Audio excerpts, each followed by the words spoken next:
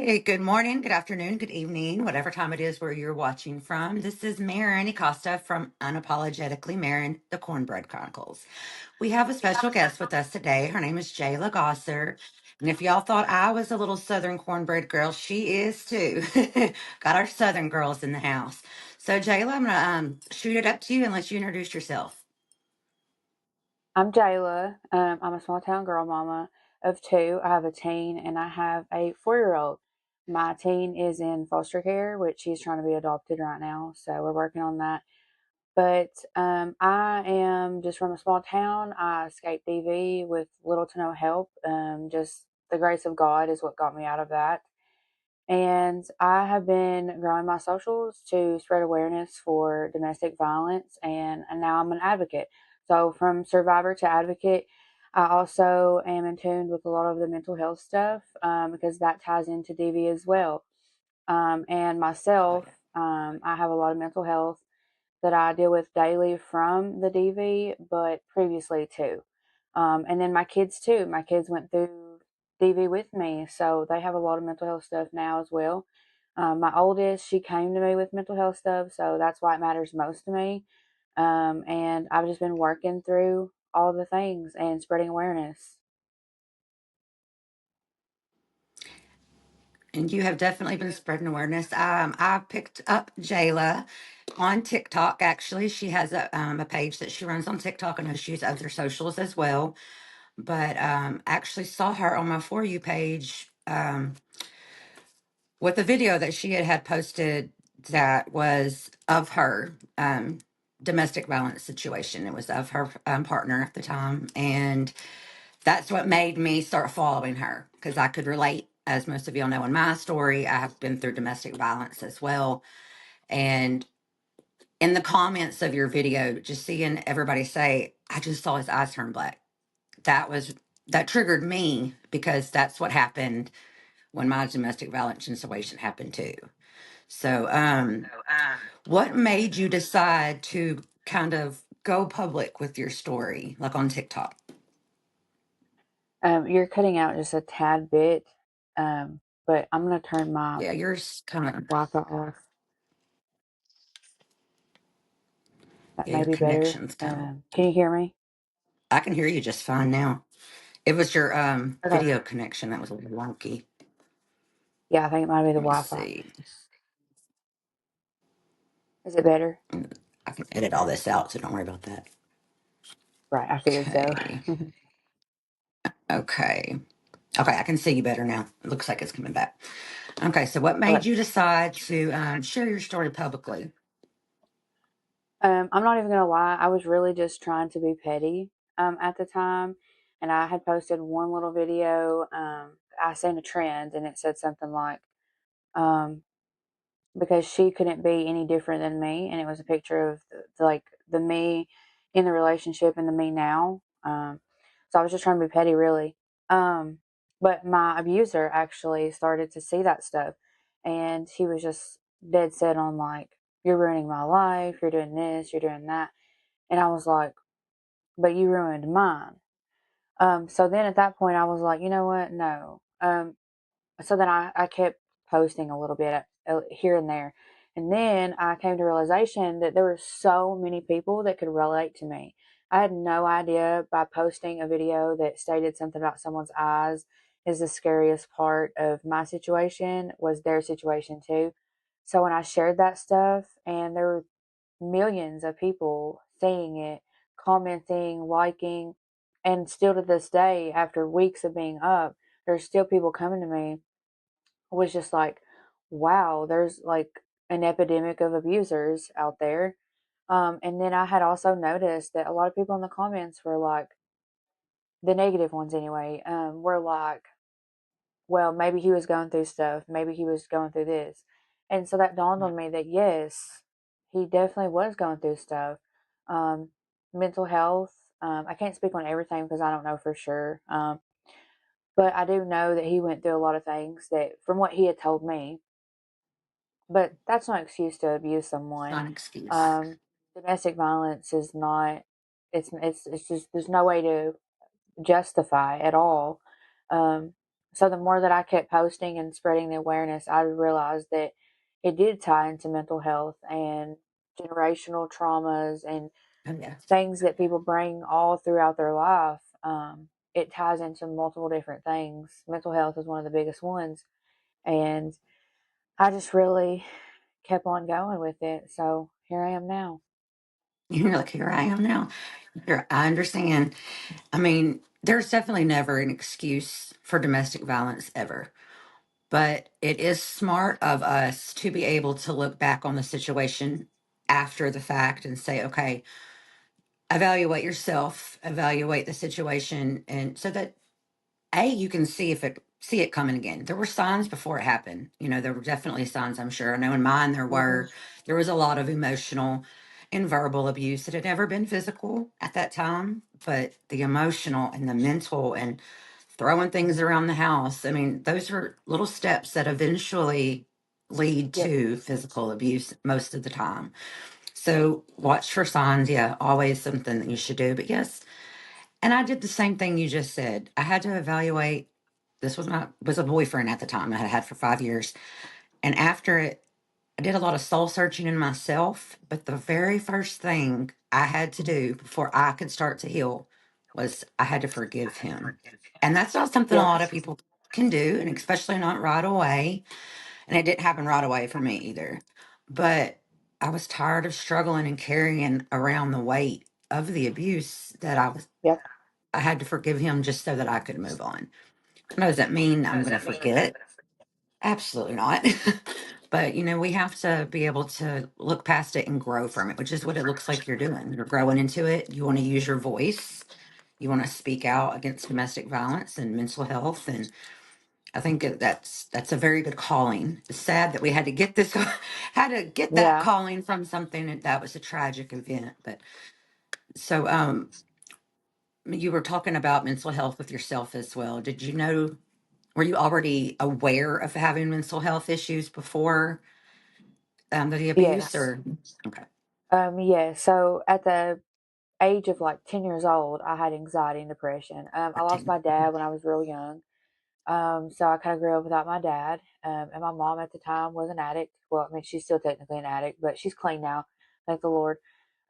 But she had mental Mhm. health issues as well. And it was just like a generational thing for me. So Yeah. anxiety, depression. And then I even went on to self harm for many years. I stopped when I was probably 17 years old. I started at 11, stopped at 17. So that was like an addiction to me as well.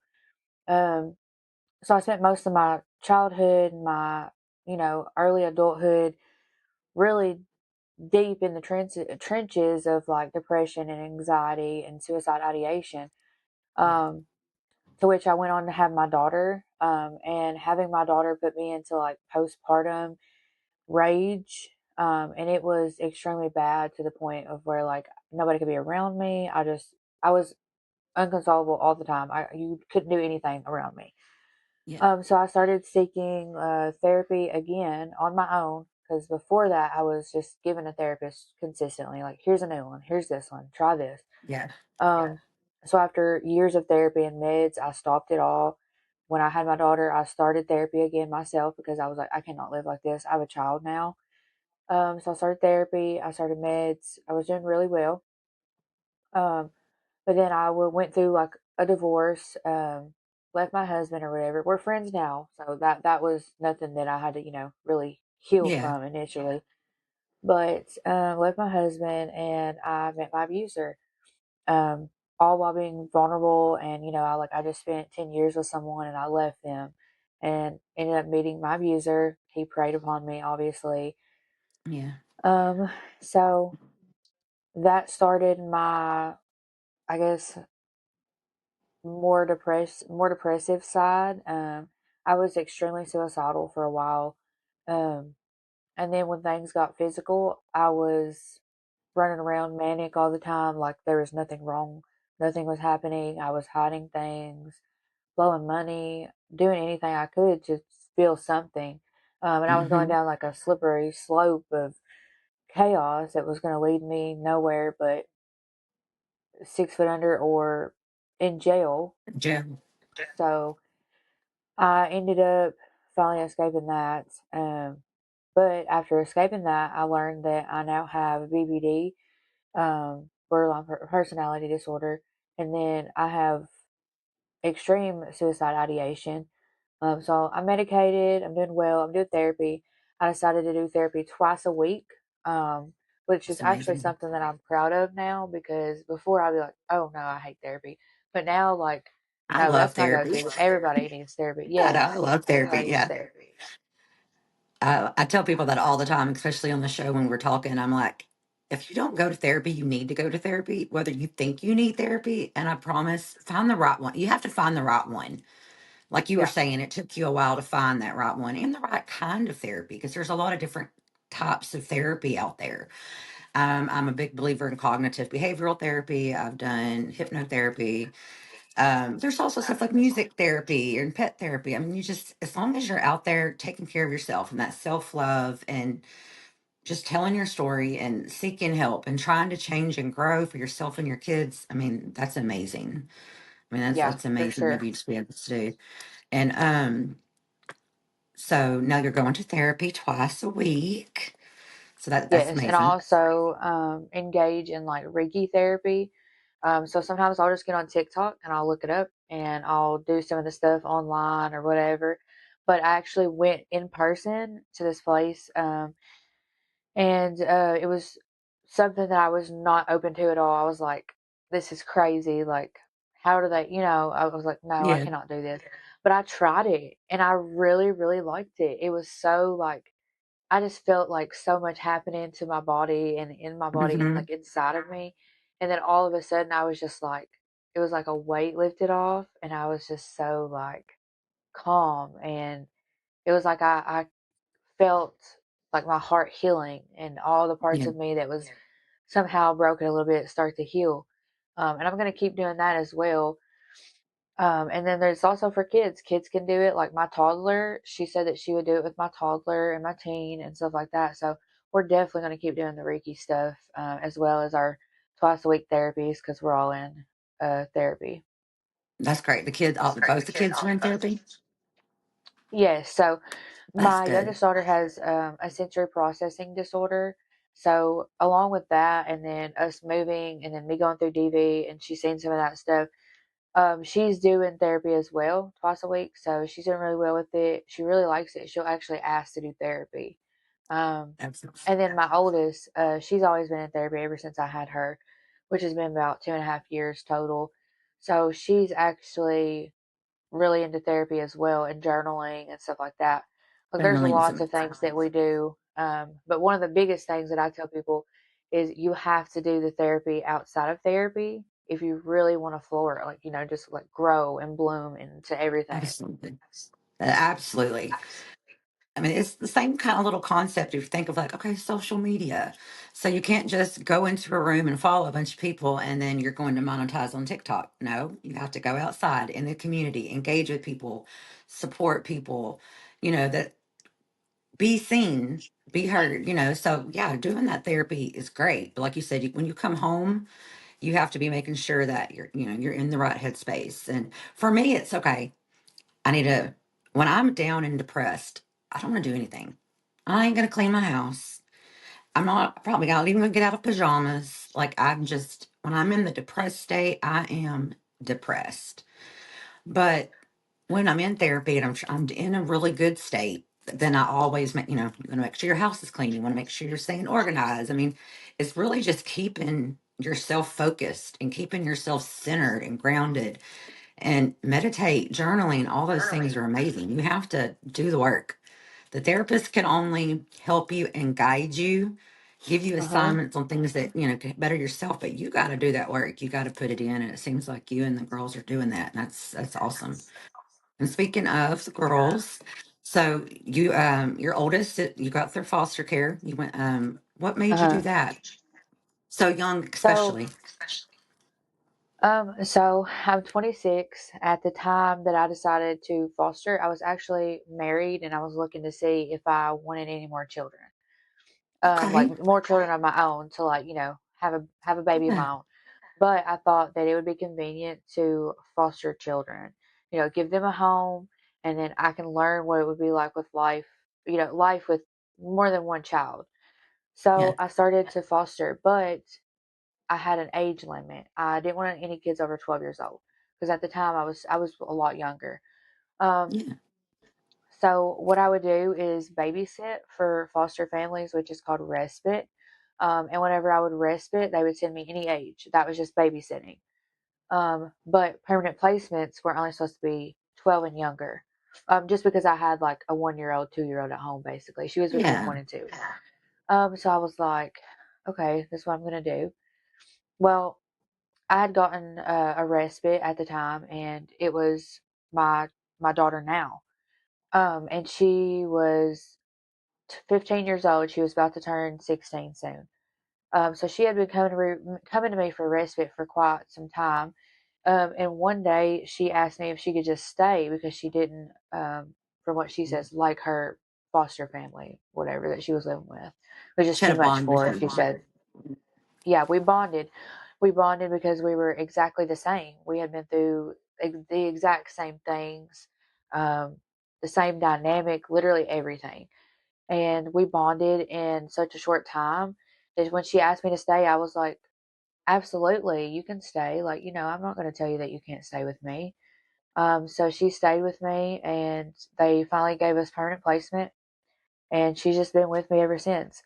Even if there was a period of time where she moved to another family, but she came back. And she was dead set on coming back to me because she ran away multiple times from the place that she was at. Um, so now she's back. So from 15 to almost 18 years old, she's been with me, and we've just been. She calls me her mom, Oh, um, yeah. You are her and mom. yeah, I refer to her as my daughter. I mean, that's just my. There is no blood. You know what I'm saying? Like, it doesn't matter Yeah. about the blood to me. That's just my daughter, and God Yeah. intended to put her in my life for many I was things going to say because that. she taught me a lot of things, and I taught her a lot of things. Um, Y'all needed each and we're other. both, yeah, we definitely needed each other. Um, and she's nothing like the paper stated, like the mental illnesses that came with the paper stated, nothing like any of that. And I feel like a lot of kids don't get the chance because they're judged by a book and a piece of paper Sure. rather than getting to know them and who they are and what they need. um, she just needed someone to support her besides a therapist, besides a Right. social worker, besides teachers at school. She just needed someone to She show needed a her family, that, a real yeah, family.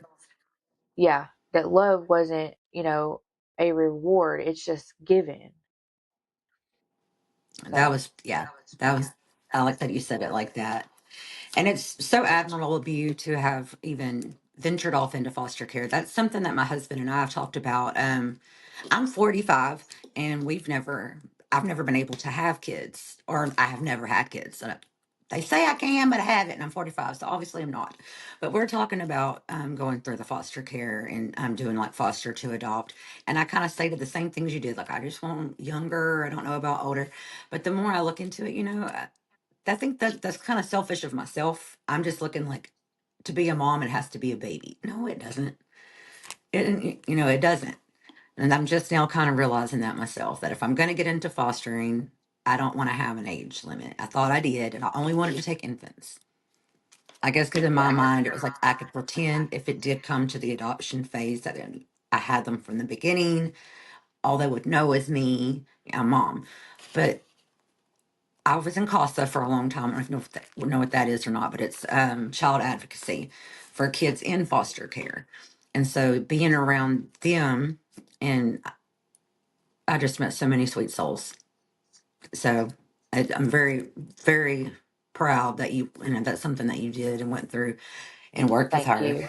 And you are so welcome. And I've seen her on your TikTok. She's very sweet. And your Yeah, little one she's just an had a awesome kid. birthday. Yeah, She was sweet too. And so, yeah. was she around during the domestic violence the stuff as well? The oldest daughter, was she already No, in so the household? well, yeah, she was with me, but I think that the DV stuff got real heavy because she moved. Because she had a little bit of a behavioral problem. So they moved Yeah. her to like a different home for a little bit, and that was something else that we went to that contributed to her mental health, and we can get into that later or a different day, or she can share that side or whatever.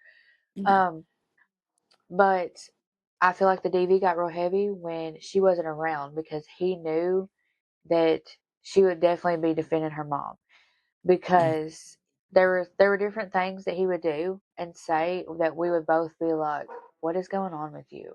Like, why are you acting like this?" And it would just be like him almost being kind of angry for no reason at all.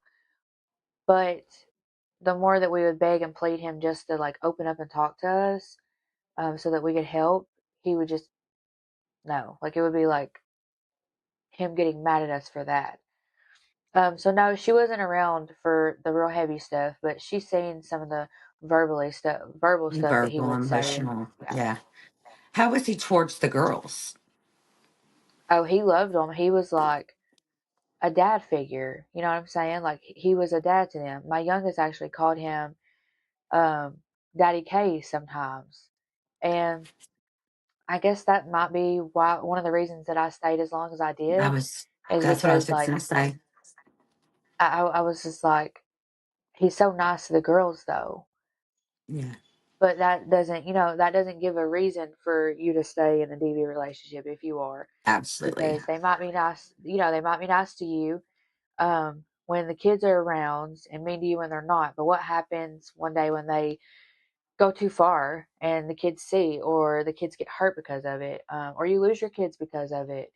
Um, it's just not worth it at all. But It's, I continue to stay, and I was thinking like, well, he's just going through some stuff. He'll get out of it, and he's just depressed right now. He'll go. He'll get some help, and he'll be able to be good to like us all the yeah. time.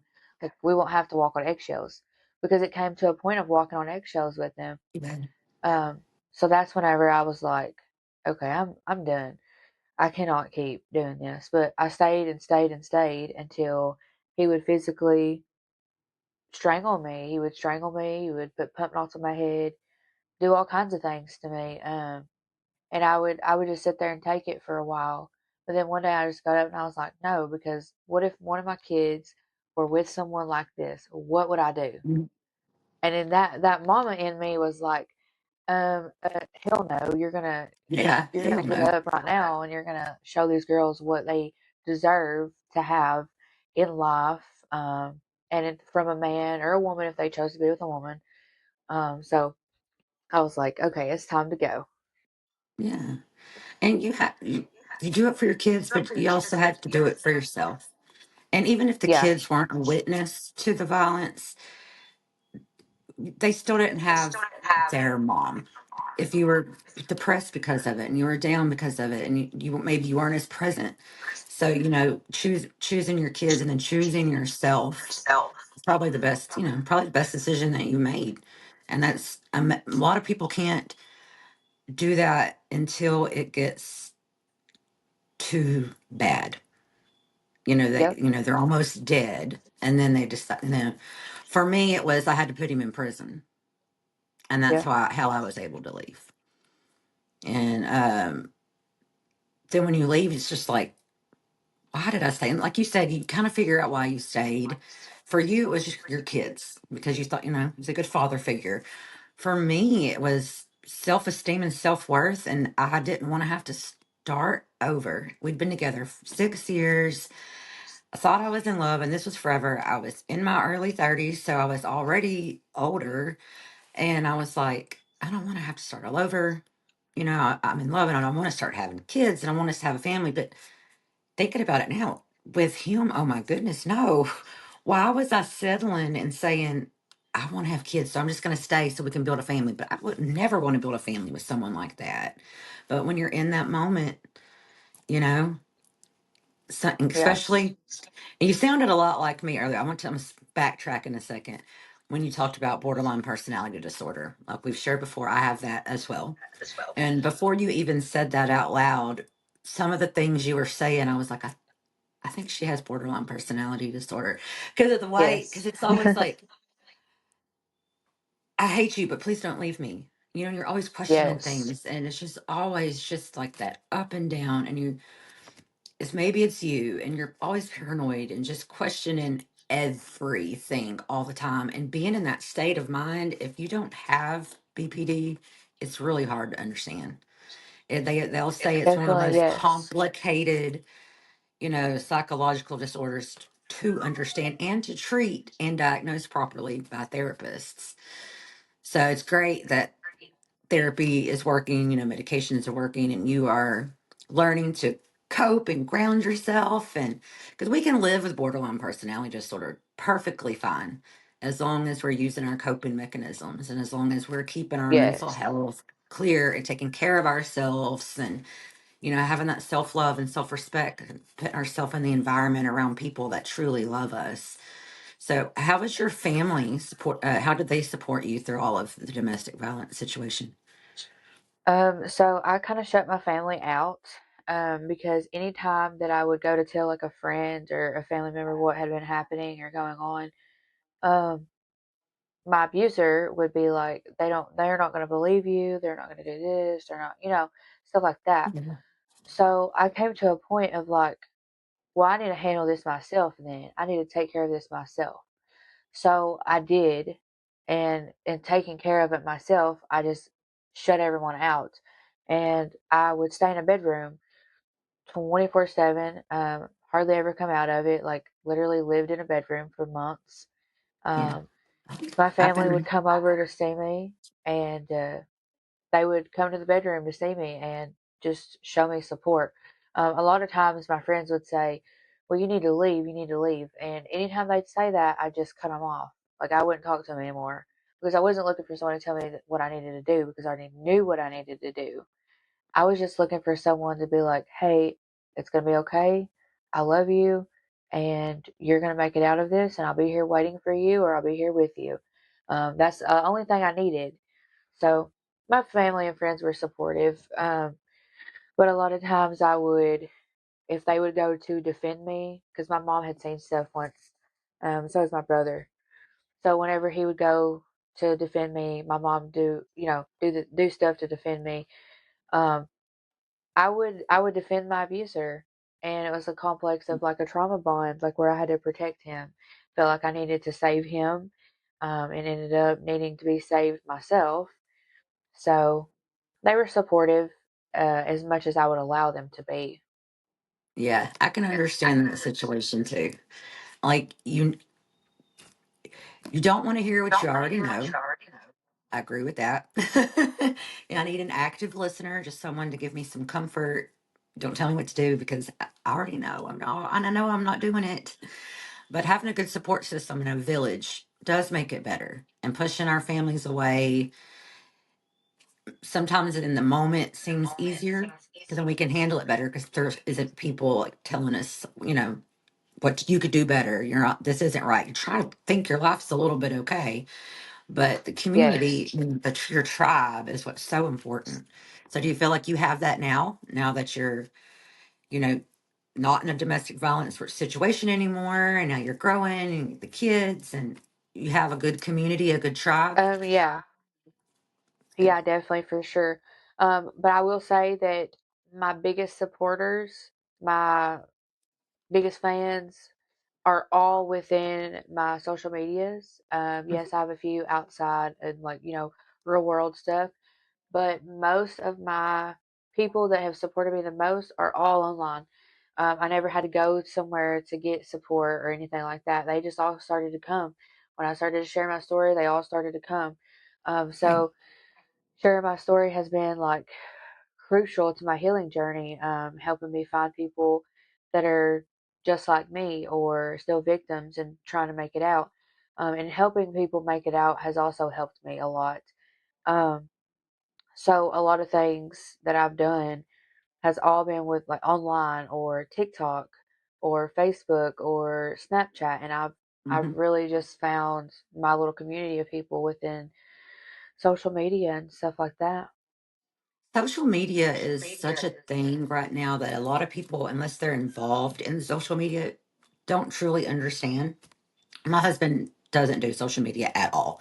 He has no Facebook, he has no TikTok, he has no Snapchat, he has no Instagram. I have everything and I live on social media. That's my job. And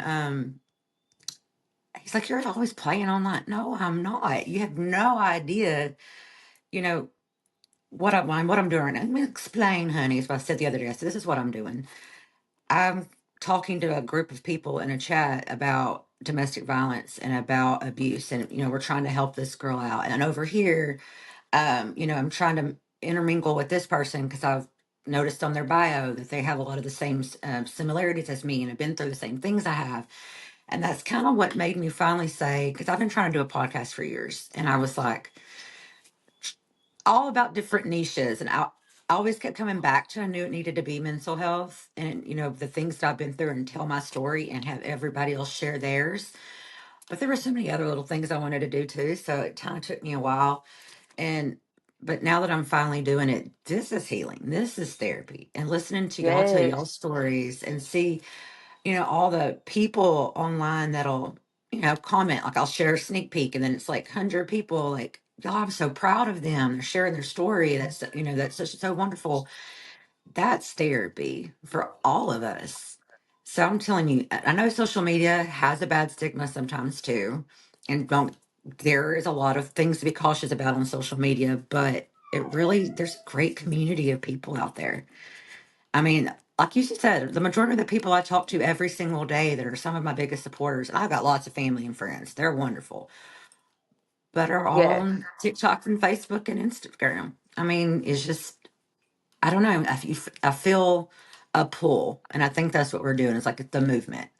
It's time to break the stigma. It's trying to normalize, mental illness and mental abuse and domestic violence. And we are going to speak up. We're going to be proud and loud.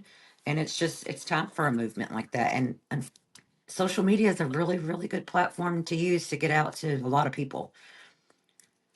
I think that's the yes, biggest a part is lot. that, you can reach that a lot more people that way. So, what are Yes, your a lot of goals people. and your advocacy? What do you plan on doing? If you could say in the next 2 years, what do you see yourself? Like, what are your goals? So I recently seen that Tennessee passed a law called Savannah's Law. It is initially just like a registry for repeat domestic violence offenders. So you go on a registry, and I feel like almost all 50 states should have this. I've never heard of So that. I'm gonna have to do my research. I'm writing this down. yeah, it's new. You'll have to look it up. I think it's a Yeah, start. Um, But I would love to open up my own DV shelters, have some extra, just safe safe spaces for space. everybody, not just women shelters, not just men shelters, just everyone, and like animals and stuff like that. Yeah, Because a lot of shelters in my area, you can't take your don't pets. take A lot pets. of Yeah, people, yeah, a lot of and that's why they people don't have leave. pets that are If kids. Yes, my dogs are my yes, children, because especially because I don't have them, and same things like we evacuate for hurricanes all the time in Texas, and if the hotel says my dogs can't go, well then I guess I'm staying in my truck somewhere as I'm evacuating because my dogs are coming. So yeah, that's a yes, good. Yeah. exactly. So have you And actually then started looking into that? not Or, yet, because I okay. want to start. Because I used to say that all the time, like I'm going to open up more shelters, which that's still a goal. But Yeah, then I was long like, term goal. yeah, but what if I could get some extra laws passed? What if I Mhm. could try to push to get stuff started within that so that we don't need as many shelters? Right. So I started doing all that stuff, and I'm still in the process of doing it. But I feel like domestic violence is just an epidemic altogether. Because there's so many, like it's a child abuse, Hurt women people and hurt men people. both. Yes, exactly. And anytime that I would talk to my abuser about his feelings, he would be good for like a week or two, and it would Yeah, go mine back to too. something even worse. So I always pushed him to do therapy, pushed him to do this, pushed him to do that, which I know that it was his choice to make. But I loved him so much and I was in love with him that I just wanted him to be good for all of us, even himself. Yeah. Um, but he never would really do therapy or go to therapy.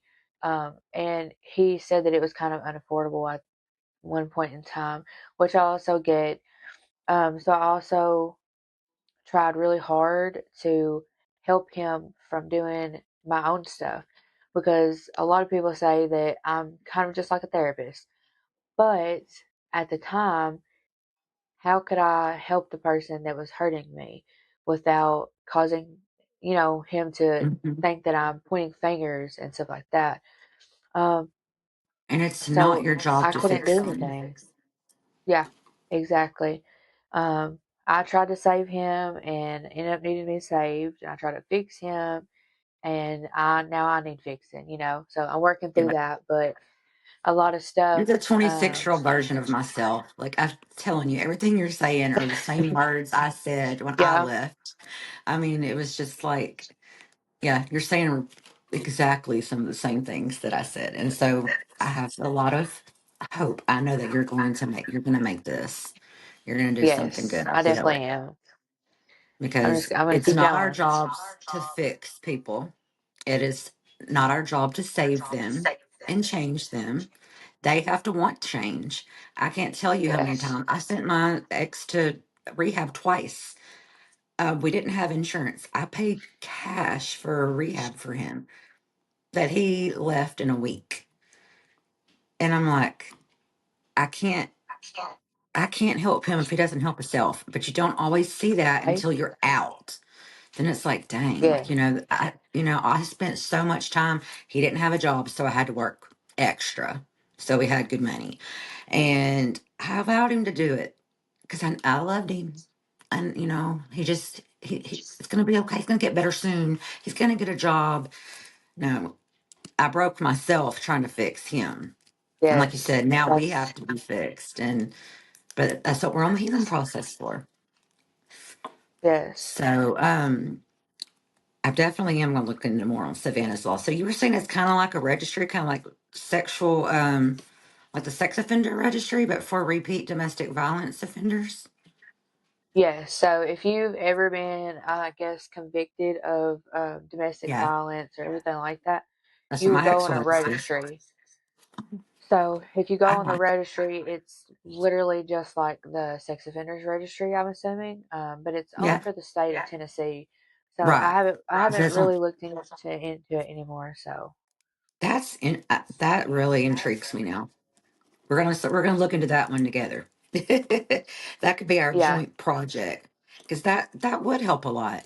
And I've never thought about that before. But I mean, if we have to put sex offenders and pedophiles on a registry. I mean, domestic violence people like with convictions. Because I mean, you yeah, have to have a conviction. I get just same thing with this the sexual stuff, right. but that would be. I'm sitting here taking notes on myself. Gotta stop. You got me all interested now. We're looking into Yeah, this. I was excited to see it. When did it? Like just very recently. I want to say that they started posting about it in December, and Oh passed wow, it January. So this month, that is brand new. Well, that's cool. And more states seem to do something like that. And then so like you said, right? maybe that's something that you can get involved in and try to see how do you get something like Savannah's law passed on a federal national level and not just a state level. And diving yourself into stuff like that, like mental health advocacy. I mean, that those are all part of your healing process. You, Yes, you know. Okay. So what would you say is if to anyone listening that is in a abusive relationship currently, what is the best thing that you could say, the best advice you could give to help it's not them your get out? fault. Love shouldn't hurt. And there is a light at the end of the tunnel. You just have to want to make it to the end of the tunnel and to stay just a little bit longer within yourself. Keep staying with yourself. Don't let yourself go. And you'll make it out of it. You just have to trust. You have to believe in yourself. You have to keep going. And don't look back. A lot of people go right back as soon as they leave, but you'll Hmm. make it. Even if you had nothing at all, it's better to have your life than for you not to be here. Um, And in the end, you'll see that staying for even a short amount of time will have a significant effect on your mental health, your body. Every single aspect of your life will be consumed of DV. And the longer you stay, the worse it is. And I know that's unfortunate, but I'm doing much better living my life out of DV to where I have just me and my kids and what little things we do have. Even if I do have medical problems and mental health problems since I made it out, I'm 10 times happier. I'm safe. I can eat and Hmm. sleep again. And my kids, I can get to be with my kids 24/7. Um, Yeah. I, I get a little emotional when I think about this, but I cannot imagine leaving my kids in a world, leaving them behind where they aren't understood. Yeah. And it was because I stayed a little too long. Yeah.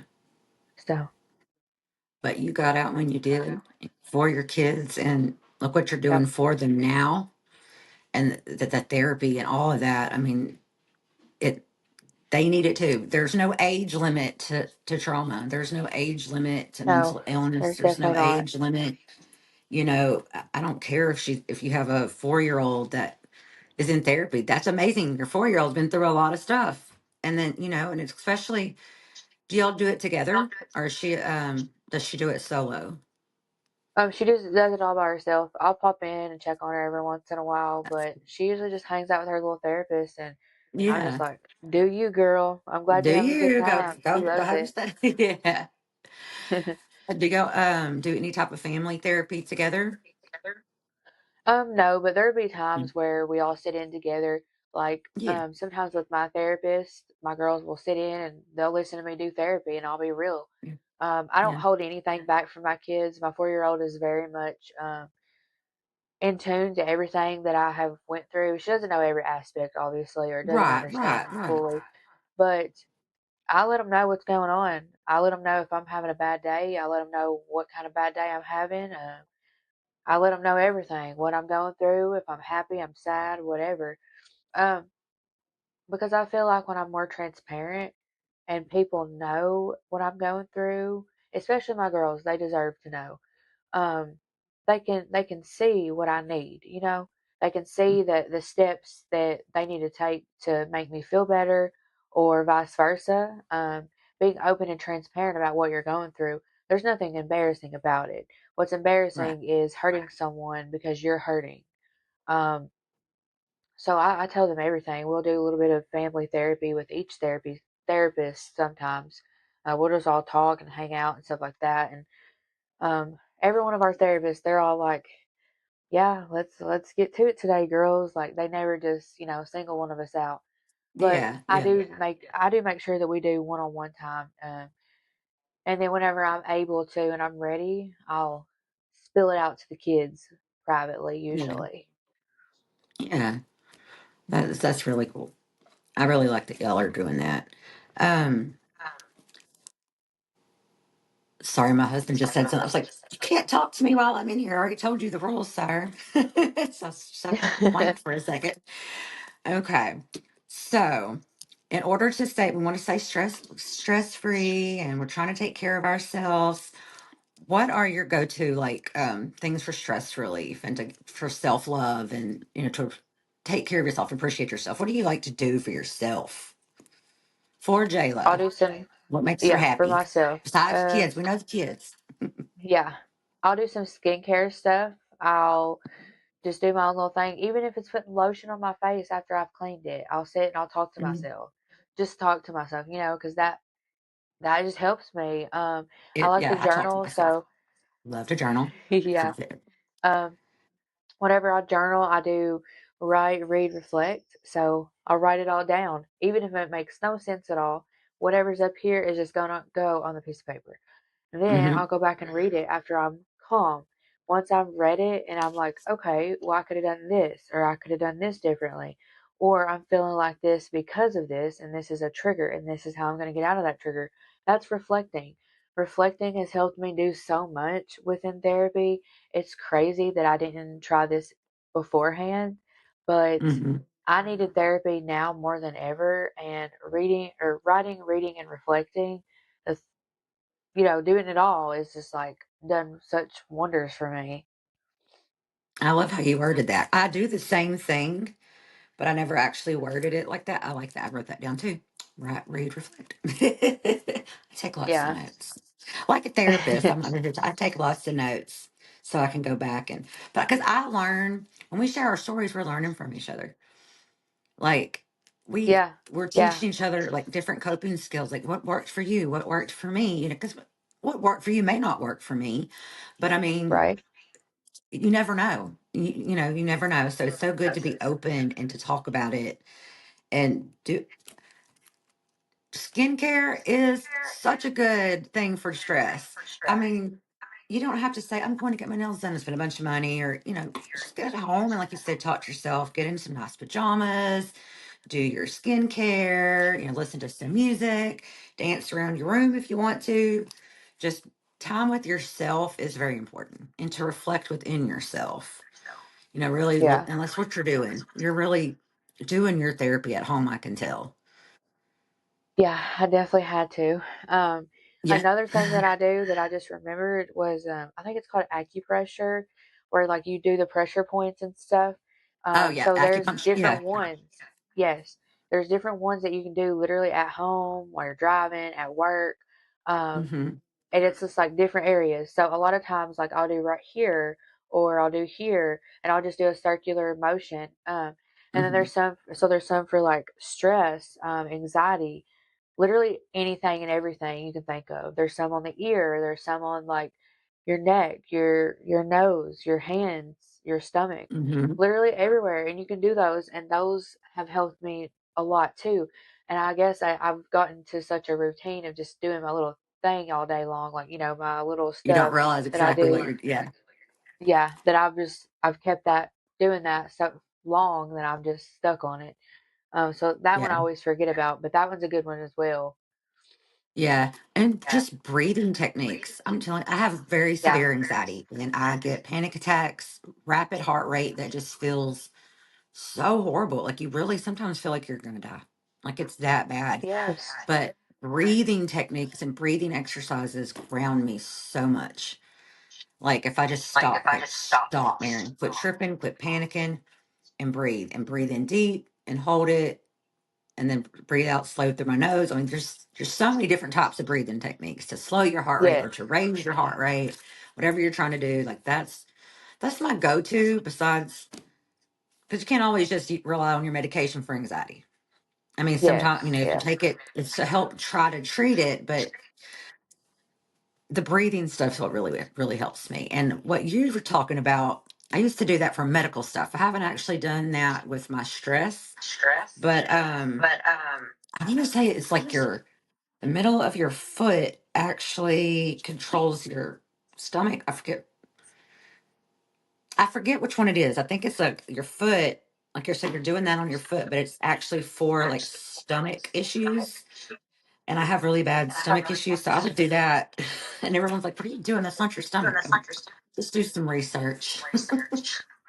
But whatever works Yeah, for you, definitely some try research. anything, try everything. I mean, therapy's therapy. And whatever's going to Yeah. get you through that moment or that day, that week, I mean, try it. So what is the one message that you also that you would give to little girls? Little girls who, or let's say your daughter's age. So let's say 18, 16, 17, 18 years old that are just starting to date and really just starting to get to know, you know, the males for more than just friends. What's your advice on how to watch your surroundings, protect yourself? I mean, what advice would you give to young girls to not have to go through what we've been through? So a lot of times there are, the sex ed classes at schools. I really would like a relationship class, you know what I'm saying? Like something to teach them what they're looking for. But I would say to educate themselves on safe sex, safe relationships, safe, friendships, stuff like that. And then I would also um, really like for them to understand that if something happens, they can tell someone early on. The first 6 months of a new relationship is crucial. You don't know the person that you're with until you're 6 months to a year in, Hmm. sometimes even longer. Oh And yeah. sometimes you won't see stuff like that until you've married them or you've got Hmm. engaged or Moved you're in. living with Yeah. them. Make sure you always have your options open and you have resources and you know what you're looking for. There's going to be many, many signs, and there's different types of abusers, and there's lots of things to watch for. So I feel like a lot of the younger generation should educate themselves, because they are very vulnerable too. Yeah. Very, very vulnerable. That's great. That's great advice.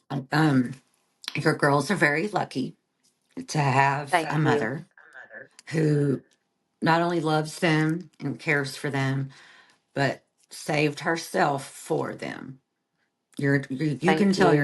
your daughters are your biggest priority, and that you have to be the best version of Jayla that you can be to be the best mom you can be to them, and that's what it sounds like you're doing every day right now. And I'm so proud of you. I feel like I Thank know you you. now. I'm so proud of the journey. I, I want to say I hate that we had to go through that journey, but it made us stronger. It brought us to a place in our lives and within ourselves where we're a lot stronger. And that Yes. strength is something that is powerful. We just have to make sure we're Yes. using it for good and just spread the word of advocacy and continue to talk about it. Like we said, there's just too much taboo. I hate that no one wants to talk about, especially like men's mental health. And let's just talk about it Yes. and get Yes. out there and be loud and be proud. And I'm so glad you said yes to come on to the show, even though we had to Yes. Thank reschedule you. twice. That no problem. But I am going to wrap it up. And I just want to see, what is the last thing that you would like to say to everyone that's listening? um, I would like to say that mental health matters a lot for men, women, children, and domestic violence is a nationwide problem, and it all kind of ties in together. And I just want to say that love should never hurt. And it's really no one's fault when they are put into DV. But if you know someone going through DV, then reach out to them with support only, not judgment. If you know someone struggling with mental health, give them options. Let them know that it's nothing to be ashamed of. Never feel ashamed, never feel guilty. That's hard. It's easier to Yes. say than do, but it's what we've got to do. And keep talking, girl. And we are going to do some things together. This Savannah's Law thing has got me intrigued. So we Yes, are go going to look at keep in it. touch. We're going to stay within the same community, and I would kind of like to talk to you again with your oldest daughter one day. I think that might be something good Yes, to he'd bring love up. to. The things that she's been through from being so young. But she seems to talk a lot. She's on, live with you all the time, so she don't seem shy. So Yeah. yeah, I would No, like to she's talk to you not about shy at that. all. Yeah, she doesn't seem shy at all. She's really sweet. No. So I am going to end with saying, hurt people, but we're Yes. all going to be strong. We can do this together as a community. It is okay to not be okay today. Just get through your day, put on a smile, and tomorrow go at it again. So, again, thank you so much for joining. Thank you so much for always following Maren and the Cornbread Chronicles, unapologetically Maren. And this is Jayla, and we are out. See y'all next time.